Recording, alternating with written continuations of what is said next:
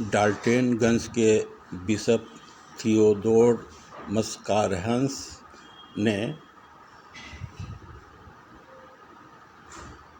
हेसांग रांची में आकर पुरोहितों को आशीर्वाद दिए और बीमारी के ऊपर में जो संस्कार दिया जाता है वह संस्कार दिए, पवित्र जल का छिड़काव किए, आशीर्वाद दिए, परम प्रसाद दिए और बीमारों का संस्कार दिए। ये सब